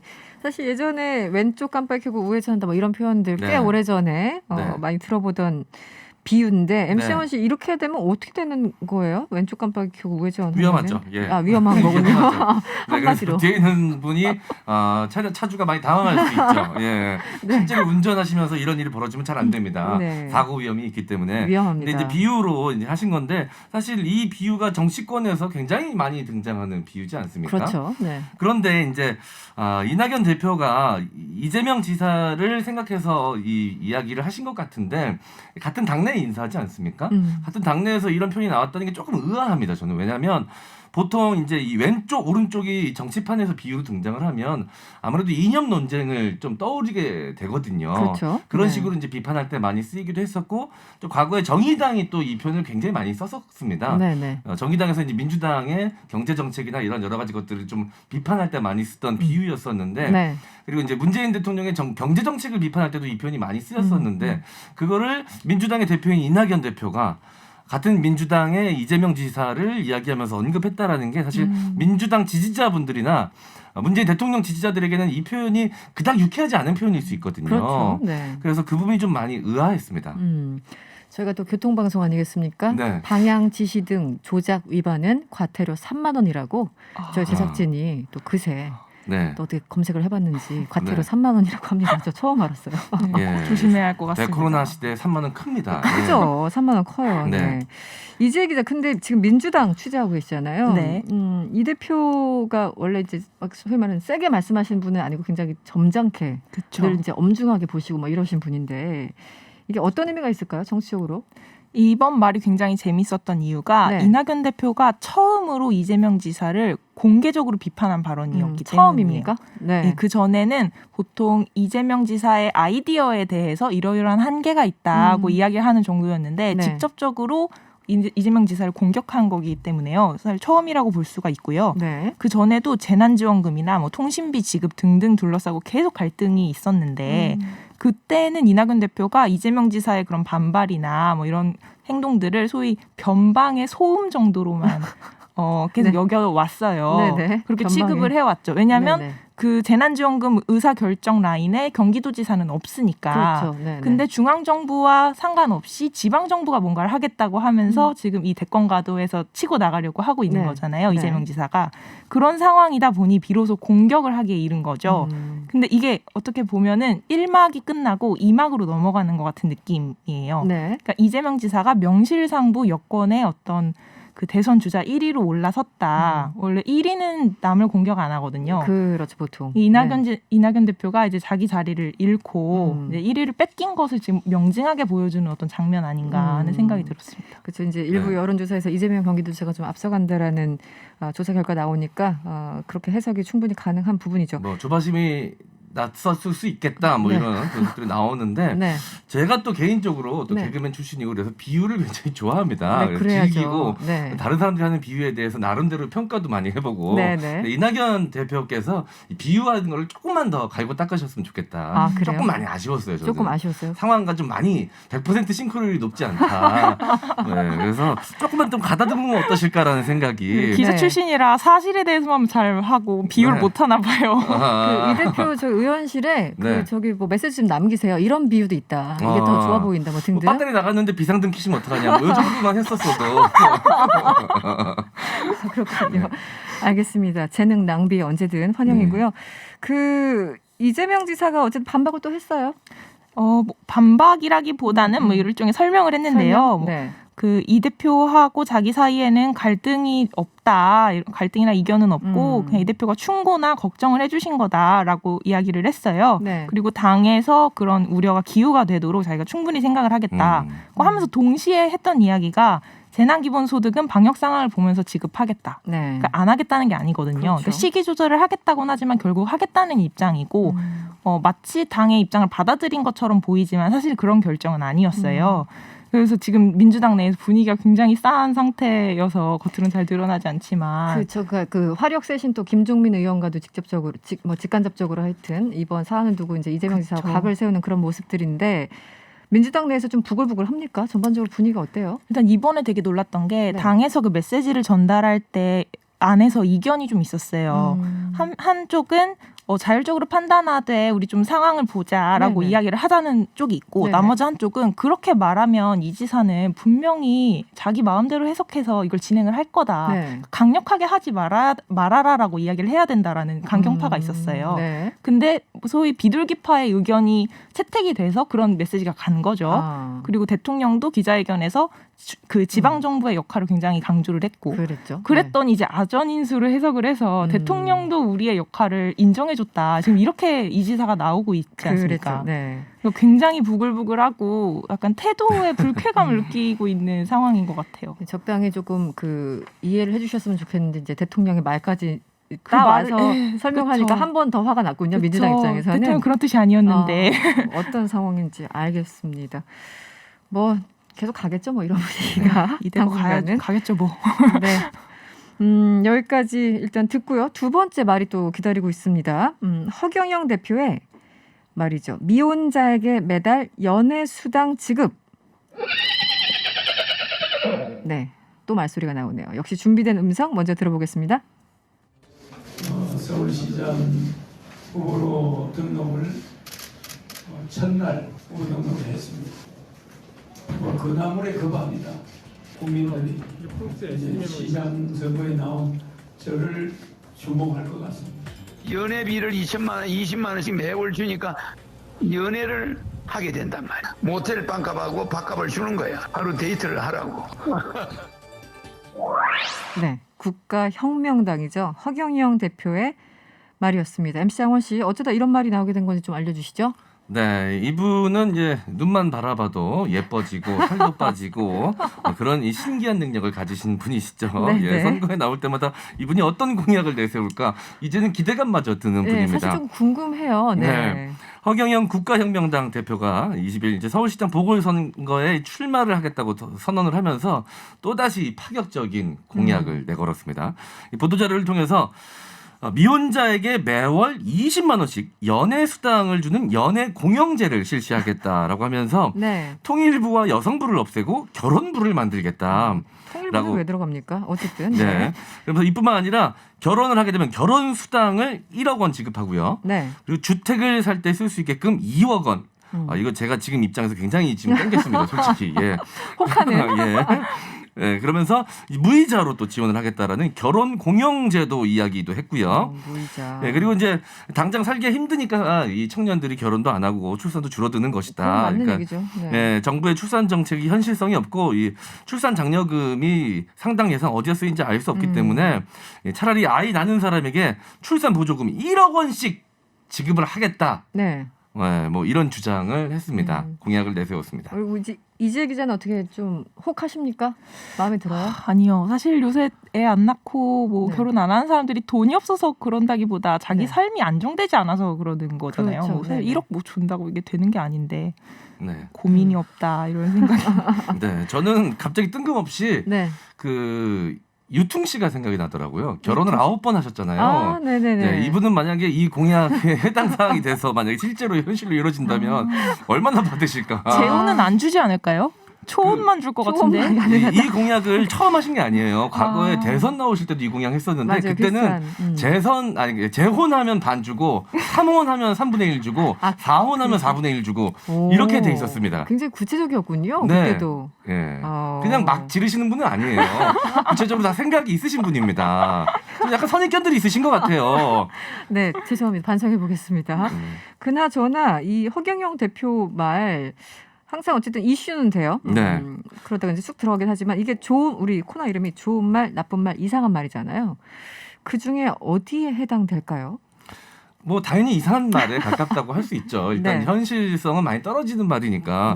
그런데 듣다 보면 이게 보다 보면 약간 이게 웃음이 피식 나오기도 하지 않습니까? 그렇기도 하죠. 그러니까 이 나쁜 말이라고 하기에는 또 많은 분들이 그래서 이제 밈이라고 하죠. 허경영 씨의 밈으로 받아들이는 것 같아요. 그래서 진지하게 생각하지 않으니까. 뭐 과거에도 이제 이런 약간 허황된 공약들을 많이 하셔서 화제가 되지 않았습니까? 그때 유엔 본부를 판문점으로 옮기겠다. 아, 맞아요. 그리고 간척 사업을 대대적으로 진행해서 일본 영토에 500m 앞까지 접근을 하겠다. 뭐 이런 얘기도 하셨고 지금 우리나라 지역 개편을 다시 해서 지금 가로로 돼 있는 세로로 돼 있는 걸 가로로 바꿔서 충남과 충북, 강원을 합쳐서 충강도를 만들겠다. 그리고 경북과 전북 합쳐서 경전도, 네. 그 밑에 전경도까지 이렇게 뭐 이런 공약도 하셨었고. 그것까지 했군요. 네. 네. 굉장히 신박한 공약들이 좀 많이 있었습니다. 네. 예. 이분은 그냥 이게 본인한테는 굉장히 진지할 수 있는데 어쨌든 네. 우리에게는 재미를 좀 주시는 뭐 네. 그런 내용들이 아닌가 싶어서 저희들이 잠깐 골라봤습니다. 시간이 이제 많이 흘러서 마지막 말로 한번 넘어가 보죠. 윤상현 의원이 SNS에 남긴 말인데요. 강경화 장관 교체, 김여정 하명 해고당했나? 네, 자세한 내용 이지혜 기자가 좀 전해주시죠. 네, 어제 개각이 있었죠. 네. 윤상현 무소속 의원이 어제 강경화 외교부 장관 교체와 관련해서 SNS에 글을 남겼습니다. 내용이 뭐냐면 네. 김여정 부부장이 지난 12월 9일 강경화 외교부 장관에게 주제넘을 망언을 했다고 경고를 한 지 43일 만에 외교부 장관이 교체됐다. 강 장관의 역량 논란이 있어서 교체를 한 거면 이해할 수 있지만 네. 만약 북한 김여정의 하명 해고라면 이건 심각한 문제다라는 네. 지적이었습니다. 윤 의원이 뭐 이걸 그 강 장관 이야기로만 한 건 아니었고 김현철 전 통일부 장관도 그 김여정의 담화 직후에 그 남북 관계가 악화됐다는 걸 책임을 지겠다고 하면서 사임을 한 적이 있다고 하면서 이거 둘 다 김여정의 데스노트에 지금 달려 있는 거 아니냐라는 이야기를 하고 나왔습니다. 이렇게 생각을 또 할 수도 있군요. 놀랍습니다. 사실 이걸 날짜를 셌다는 게 조금 놀라웠어요. 연애 날짜도 아닌데 43일 만에 외교부 네. 장관 교체. 그러면 이게 며칠 정도 텀을 둬야 이런 의혹을 안 받을 수 있는 겁니까? 그런 기준도 없는 아니 거고. 그것도 그렇고 사실 한국 그 정부에서 통일 외교 안보 라인에 있는 사람들 중에서 김여정의 비난을 받지 않은 사람이 과연 있는가 한 명도 없을 거거든요. 네. 그러니까 그렇죠. 그렇게 생각하면 이제 모든 인사조처를 다 북한의 어떤 의지와 연결해서 생각하는 게 이런 생각하시는 분들이 약간 오히려 더 종북적이지 않나라는 생각이 들었습니다. 이 북한의 그 워딩에 너무 이제 관심이 많으시니까 그렇죠. 이렇게까지 또 연결이 되나 봅니다. 그런데 국민의힘 조태용 의원도 비슷한 말을 했다고요? 네, 뭐 비슷한 이야기인데요. 외교부 1차관을 지낸 국민의힘의 조태용 의원이 김여정 하명 인사에 오경화도 무너졌다. 그러니까 5년 임기 꽉 채울 수도 있다는 의미에서 오경화라고 불렀는데요.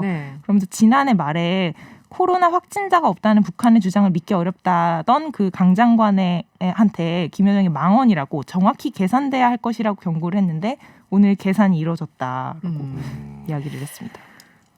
그렇군요. 네, MC 양원 씨 어떻게 들으셨습니까? 이게 김여정 하명 해고 맞습니까? 네. 글쎄요, 이제 저는 굳이 이게 심각하게 생각해야 될 발언인가라는 생각이 들고요. 이 워딩을 받아 쓴 언론이 4군데가 있더라고요. 근데 딱 어딘지 추측이 될 법한 언론사에서 이제 받아 썼던데 사실 이분 말씀대로 해석을 하면 북한이 심각할 정도 수준으로 우리나라의 내정 간섭을 하고 있다라는 이야기 아니겠습니까? 자, 이게 굉장히 캐캐묵은 또 그런 발상이지 않습니까? 결국 뭐 종북론이고 과거 구태의연한 이 아직도 여기서 헤어나오지 못하신 건가라는 좀 걱정도 들고요. 이게 요새 말로 이제 뇌피셜이라고 하죠. 이제 개인의 상상을 돌리신 건데 뇌피셜 너무 세게 돌리신 게 아닌가라고 저 개인적으로 좀 왜냐하면 구체적인 근거가 좀 있어야 될 텐데 그런 건 전혀 없거든요. 그냥 본인의 추측만으로 이렇다면 굉장히 심각한 문제다라고 논리 구조를 하셨는데 저는 뭐 개인적으로 좀 전혀 와닿지 않았고요. 이 친한 누님이 이제 근래 좀 안 좋은 소식이 있으셔가지고 상심이 크셨는지 이런 식의 좀 날선 이야기를 좀 하시는데 이분도 또 개인적으로 송사에 또 휘말려 계시지 않습니까? 나중에 가서 이제 재판 결과에 따라서 본인이 정권에 이렇게 굉장히 비판적인 발언을 하는 것이 재판 결과에 영향을 미쳤다. 뭐 이런 얘기 혹시라도 안 하셨으면 좋겠다라는 말씀을 저는 좀 남기고 싶네요. 알겠습니다. 저기 지금 이재 기자 민주당 출입하고 있지만 그래서 특별히 뭐 쓸 일이 있을 것 같지는 않은데 어떤 반응들이 좀 나오나요? 아무런 반응이 없습니까? 혹시 강경화 장관의 교체에 혹은 뭐 대해서 지금 윤상현 의원의 어떤 그 이루 이야기에는 굳이 이렇게 반응을 하지 않는 것이 반응하지 않는다. 민주당의 기조인 것 같고요. 네, 어쨌든 바이든 이제 행정부가 시작되면서 우리 정부 입장에서는 앞으로 6개월은 굉장히 중요한 시기지 않습니까? 그래서 어떤 수장을 바꿔서 기존의 어떤 정책 기조를 쭉 유지하겠다라는 강력한 의지 표명으로 저는 이해를 하고 있는데. 정의용 장관 지명에 대해서 민주당 내부에서는 어떤 평가가 있어요? 사실 강경화 장관이 북미 관계나 북핵 문제에서 장악력이 좀 떨어진다는 평가가 좀 있었지 않습니까? 있었죠. 네. 그러니까 그 정의용 장관 지명자의 경우에는 그 3년 동안 국가안보실장으로 있으면서 그 남북미 관계 모든 현안을 다 따라다니면서 챙겼던 네. 장본인이거든요. 네. 사실 문재인 정부가 임기가 많이 남지 않았으니까 이 정부에 주어진 마지막 찬스를 정의용에 걸었다. 이런 평가가 지금 나오고 있는 상황입니다. 네. 알겠습니다.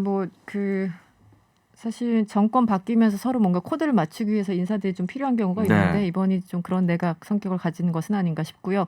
졸리다님이 이렇게 졸리신 분 이렇게 많아요 오늘. 졸리다 아이디 쓰시는 분이 북풍으로 정치하던 그때가 생각나나 봅니다. 이런 문자 주셨고요. 0844번님 우리가 북한에 끌려다닌다 내지는 북한 간첩이 정권에 있다 등의 이미지를 심으려는 것 같네요. 이런 의견도 함께 주셨습니다. 네, 오늘은 그러니까 항상 보면은 네. 좋은 말, 나쁜 말, 이상한 말인데 네. 우리는 이상하거나 나쁜 말만 계속 얘기를 하고 있는 것 같아서 저희 제작진이 이제 너무 이게 없다 싶으면 좋은 네. 말을 나중에 한번 가져와 보시죠, MC 장원 씨가. 어떻습니까? 예. 오늘 제가 제안을 한 거예요. 좋습니다. 네. 좋은 말 갑자기 좀 두려워지네요. 찾기가 쉽지 않거든요, 요즘. 쉽지는 않을 건데. 세상이 척박해서 제가 좀 노력을 해보도록 하겠습니다. 네, 굳이 찾아와 주시면 감사하겠습니다. 아시다시피 근데 국회가 워낙 오염된 말들의 천지여가지고 오염된 말. 알겠습니다. 마칠 시간이 됐네요. 오늘 나와주셔서 고맙고요. 지금까지 MC 장원 씨 그리고 이지혜 기자였습니다. 고맙습니다. 감사합니다. 감사합니다.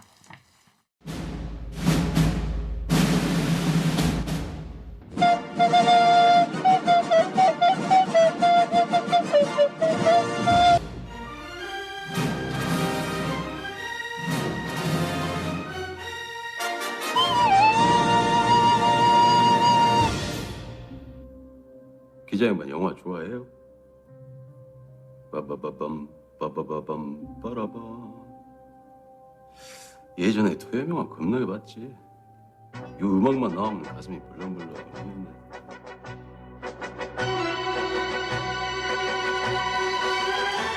지금 보면 딱 좋은 영화를 소개해드리는 시간입니다. 명랑한 무비 시간. 어김없이 방송인 썬킴 씨와 함께합니다. 어서 오세요. 안녕하십니까. 오늘은 지금 보기 딱 좋은 영화가 아니라 3월까지 기다려야 되는 영화를 그렇군요. 가져왔습니다. 이 영화 정말 너무 보고 싶은데 3월까지 언제 기다립니까 이거? 오늘같이 이렇게 비가 오는 날 맑은 복국에 딱 미나리 얹어가지고 먹으면 좋죠. 완전 좋죠. 네, 그래서 오늘 말씀하셨는데 영화 미나리입니다. 오늘 주제가 미국에서요 무려 13개 연기상을 휩쓸고 있다고 합니다. 저도 너무 궁금했는데 마침 썬킴 씨가 준비를 해주셔서 제가 매우 감사해요. 일단 그 개봉 전이긴 합니다만 일부 그 영화 소개하는 그런 프로그램 보면 조금씩 나오긴 해요. 그렇죠.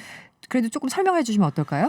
일단 미나리 윤여정 씨가 나오죠. 네. 스티븐 연 씨와 네.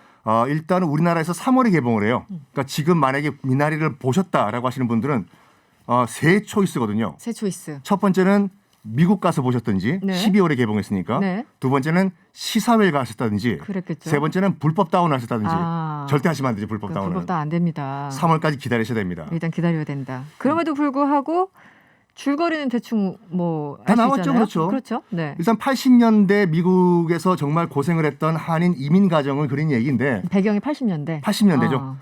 이제 스티븐 연 씨가 남편으로 나오고 네. 또 윤예리 씨라고 또 한국 배우거든요. 네네. 또 이제 부인으로 나오고 우리 또 윤여정 여사께서 네. 이 한예리 씨의 어머니로 나오거든요. 순자라고 해서 네네. 한국에 계신 분이었는데 정말 영어도 한마디도 못 하시는데 그렇겠죠 당시에. 이 사위와 딸을 위해 가지고 미국으로 미나리 씨를 들고 가는 그런 얘기예요. 이거 심어 먹어봐라. 미나리는 한국이든 미국이든 어디든 심어도 잘 큰다. 그래가지고 한국에서도 적응, 미국에서도 적응, 어디든지 잘 적응하는 한인을 상징해가지고 타이틀을 미나리로 정했다. 네. 이런 말이 있더군요. 그래서 제목이 미나리다. 미나리 실제 들고 가는 그런 장면들이 있나 봅니다. 미나리 씨. 씨를 한국에서 미국으로 가져가죠. 그나저나 우리 썬킴 씨도 교수님이시기도 하고 미나리는 영어로 뭔가요? 미나리가 아니라 네. 제 발음이 방금 그렇게 들렸습니까? 저 안 굴렸어요. 안 굴렸어요. 예, 네. 그 일단은 영어 사전 보면 이제 워터 파슬리라고 나와 있는데 워터 파슬리. 일단 먹진 않습니다. 미국인들은요. 이 맛있는 거 안 먹어요? 그러니까 네. 삶의 그 기쁨을 모르는데 그러니까요. 대부분 그 이 풀 종류를 안 먹어요.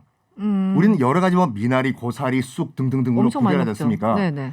지금 이 80년대 배경 같은 경우에도 그때 이제 미나리, 쑥 80년대 후반과 90년대 초반까지만 하더라도 그 한국에서 어머니들이 이제 그 김치, 쑥, 미역, 김, 밑반찬 이런 걸 다 바리바리 싸가지고 미국으로 가신 그런 때였거든요. 네네.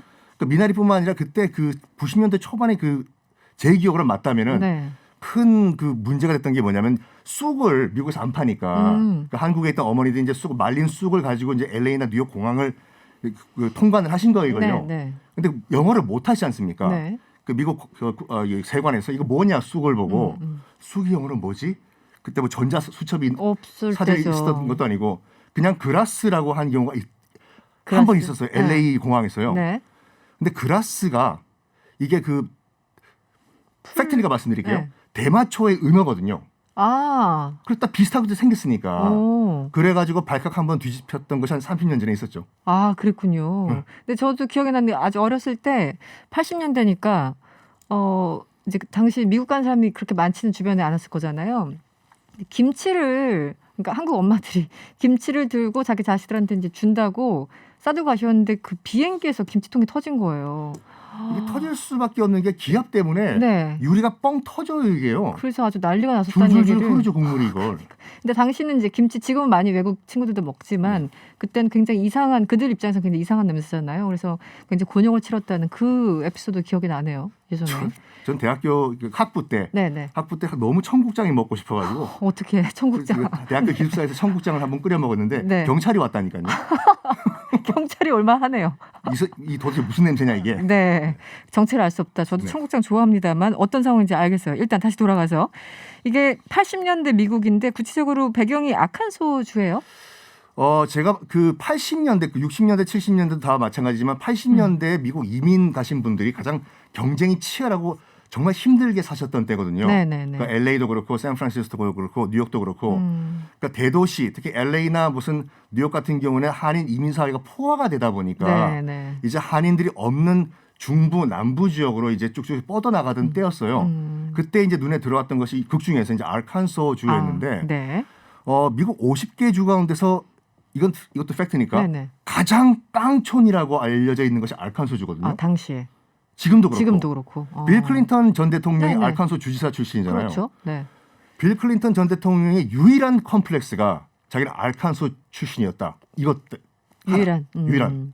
당시에도 대통령 될 당시에도 사실 저 시골에서 올라온 대통령 뭐 이런 식의 기사들이 되게 많았잖아요. 뭐 그때 그 세러데이 나이트 라이브 같은 경우에도 항상 그 빌 클린턴 대통령의 아칸소 발음 이거 가지고 약간 풍자하는 코미디가 많았었죠 그때. 그렇죠. 네. 이제 당시 이제 깡촌으로 알려진 그곳을 보게 돼서 가게 된 건가요? 그래서 스티븐 연과 그다음 이 한인 가족들이 이제 아칸소주에 가가지고 그 캘리포니아에서 병아리 감별사를 했었어요. 근데 너무 이제 경쟁이 치열하다 보니까 우리가 여기서 대도시에서 살긴 너무 힘들 것 같다. 경쟁이 심해가지고 그래서 한인이 없는 저기 구석에 있는 아칸소주에 가서 농사를 지어가지고 한국인들이 먹는 배추, 무 같은 것을 우리가 재배해서 한인 마켓에 팔자. 갔는데 그 전체 아칸소주에서 한인이 그들 가족밖에 없었던 거죠. 뭐 인종차별과 그런 차별은 당연한 거였죠. 아주 기본이었겠네요, 당시에. 그렇죠, 네.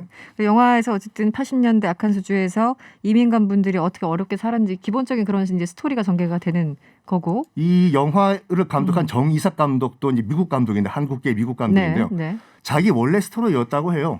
자기가 원래 어렸을 때 이제 아칸소주에서 크면서 자라면서 겪었던 인종차별이랑 한인 사회에 대한 그런 무슨 뭐 차별 이거를 영화로 풀어냈다고 하죠. 그런데 이 지금 영화 미나리 국적을 두고 논란이 있었다는 건 어떤 얘기인가요? 일단은 그 팩트만 보면 미나리 영화가 뭐 한국 배우들이 나오지만 제작사가 이제 플랜 B라고 해가지고 그 빵 피트 브래드 피트가 설립한 그 제작사가 제작을 했거든요. 그리고 배급사도 미국 배급사예요. 그리고 감독도 물론 한국계지만 미국 감독이죠. 그런데 배우들과 주연 배우들과 사용된 언어가 한국어이기 때문에 이거를 외국어 영화로 분류를 해야 되는 건지 미국 영화로 분류해야 되는 건지 아직까지 논쟁이 되고 있어요. 이게요.